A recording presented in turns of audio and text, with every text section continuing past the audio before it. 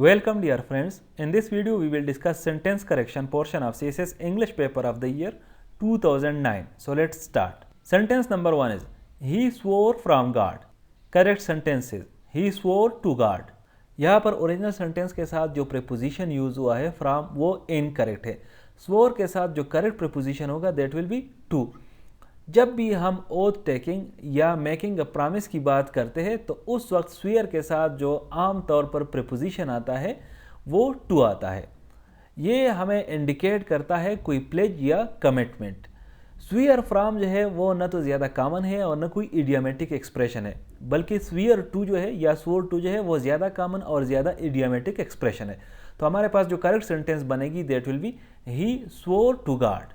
Next is your dress different than mine? Correct sentences. Is your dress different from mine?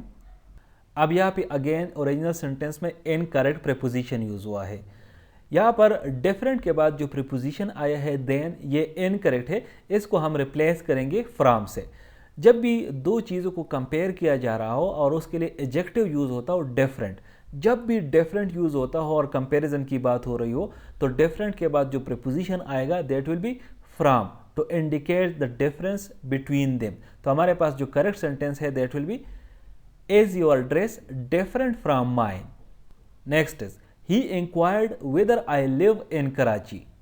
Correct sentences he inquired whether I lived in Karachi. अब यहाँ भी original sentence में मसला ये है कि इसमें जो वर्ब यूज हुआ है वो इनकरेक्ट टेंस में यूज हुआ है. यहाँ पर लिव के बजाय लिव्ड होना चाहिए. इसके पीछे रीज़न ये है कि जब भी हम किसी सेंटेंस में इंक्वायर यूज़ करते हैं और इंक्वायर पास्ट टेंस में यूज़ होता है, जिस तरह के इस सेंटेंस में इंक्वायर्ड है, इंक्वायर का पास्ट टेंस है, तो जो सबऑर्डिनेट क्लास में वर्ब होगा, यहाँ पर जो सबऑर्डिनेट क्लास है वो वेदर से स्टार्ट होता है तो वो भी पास्ट टेंस में होगा. और यहाँ पर सबऑर्डिनेट क्लास में जो वर्ब है वो लिव है तो लिव को हम पास्ट टेंस में कन्वर्ट करेंगे, वो लिव्ड हो जाएगा. ये जो है ये अंग्रेजी ग्रामर का एक कॉमन पैटर्न है. Where verb tenses need to match in the sentences. जो सेंटेंसेस में वर्ब के टेंसेस है वो मैच करे. तो हमारे पास जो करेक्ट सेंटेंस बनेगी that will be he inquired whether I lived in Karachi. Next is he spoke these words upon his face. Correct sentences He spoke these words on his face.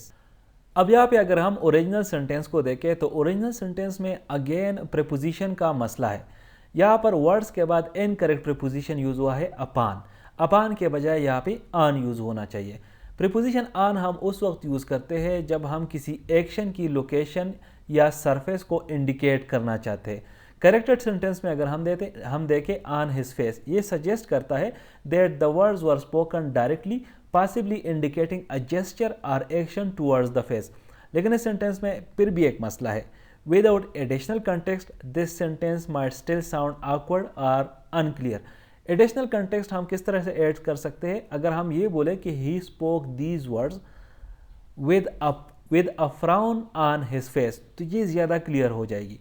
लेकिन अगर आप इसी तरह से इस सेंटेंस को रखना चाहते हैं तो फिर भी ठीक है. And that is he spoke these words on his face. Next is they ran direct to their college. Correct sentences. They ran directly to their college. अब यहाँ पे ओरिजिनल सेंटेंस में एक वर्ड है डायरेक्ट. इसको हमने रिप्लेस किया directly के साथ और हमारे पास सेंटेंस करेक्ट बन गई. ये इसलिए हमने डायरेक्टली के साथ रिप्लेस किया ताकि जो वर्ब है रेन इसको करेक्टली मॉडिफाई किया जा सके. डायरेक्टली बेसिकली हमारे पास एक एडवर्ब है that describes how they rain, indicating the manner of their action. जो एडवर्ब्स है जो कि ऑफन ly के साथ एंड होते हैं and are used to modify verbs, adjectives और अदर एडवर्ब्स, ये असल में प्रोवाइड करते हैं more information about the action or state described by the verb. So हमारे पास यहाँ पर जो करेक्ट सेंटेंस है that is they ran directly to their college. Next is I shall not come here unless you will not call me. Correct sentences I shall not come here unless you call मी. अब यहाँ पे original sentence में जो मसला है वो है double negative का. जब भी किसी सेंटेंस में डबल नेगेटिव आती है तो वो यूजुअली एक तो सेंटेंस को अनक्लियर करती है, एक कन्फ्यूजन क्रिएट करती है और जो इंटेंडेड मीनिंग है वो कन्वे नहीं करती बल्कि उसके बरखिलाफ मीनिंग कन्वे करती है। तो हम करेक्शन के लिए क्या करेंगे कि जो सेकंड नॉट है उसको हम रिमूव करेंगे and use is the correct wording for the conditional sentence. Conditional sentence के जो करेक्ट वर्डिंग है हम उसको यूज़ करेंगे। जो प्रेज है अनलेस यू कॉल मी, इसके माने हैं इफ़ यू कॉल मी या ओनली इफ़ यू कॉल मी। तो सेंटेंस की जो इंटेंडेड मीनिंग है वो यहाँ से कन्वे होती है properly unless you call me. Not को हम रिमूव करेंगे तो हमारे पास जो करेक्ट सेंटेंस बनेगी that will be I shall not come here unless you call me. Next is they have been building a wall since 3 days। Correct sentence is they have been building a wall for 3 days। अब यहाँ पे original sentence में correction के लिए ये लाजमी है कि आपको ये पता हो कि हम सेंस कब यूज़ करते हैं और फार कब यूज़ करते हैं और इन दोनों में फ़र्क क्या है। इंग्लिश में फार हम उस वक्त यूज़ करते हैं जब हम कोई ड्यूरेशन ऑफ एक्शन को इंडिकेट करना चाहते हैं जो कि पास्ट टेंस में शुरू हुआ है और अभी भी प्रेजेंट में कंटिन्यू है।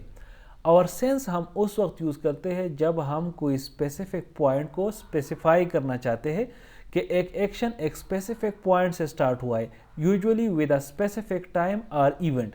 इस केस में अगर हम देखें तो इस केस में फार जो है वो ज़्यादा अप्रोप्रिएट है because we are indicating the duration of time. हम ड्यूरेशन ऑफ टाइम को इंडिकेट कर रहे हैं 3 days, कोई स्पेसिफिक पॉइंट इसमें नहीं है, सिर्फ ड्यूरेशन दिया गया है during which the action of building the wall has been on going. तो हमारे पास जो करेक्ट सेंटेंस बनेगी यहाँ पर they have been building a wall for 3 days। अब अगर हमें स्पेसिफिक टाइम का पता हो, लेट सपोज हम ये कहे कि वो जो बिल्डिंग बना रहे वो 1 मार्च से बना रहे, 1 मार्च से वो बिल्डिंग पे काम शुरू हुए और अभी भी शुरू हुए, तो वो फिर हमारी जो सेंटेंस बनेगी that will be they have been building a wall since 1 March. क्योंकि टाइम स्पेसिफिक है, मतलब स्पेसिफाई हो गया है, जो स्टार्टिंग पॉइंट है वो स्पेसिफाई हो गया, लेकिन यहाँ पर ड्यूरेशन है स्पेसिफाई कोई नहीं हुआ है, तो इसी वजह से हम फार यूज़ करते हैं। Next is he does not have some devotion to his duties। correct sentence is he does not have any devotion to his duties। अब यहाँ पे ओरिजिनल सेंटेंस में करेक्शन के लिए ये लाजमी है कि जब भी इंग्लिश में हम नेगेटिव वर्ब यूज़ करते हैं सेंटेंस में, जिस तरह के डज नॉट है, तो वो हम टिपिकली यूज़ करते हैं एनी इंस्टेड ऑफ सम के बजाय फिर हम एनी यूज़ करते हैं to indicate the absence of something. तो हमारे पास यहाँ पर जो करेक्ट सेंटेंस बनेगी that will be he does not have any devotion to his duties. Thank you for watching this video. Stay blessed.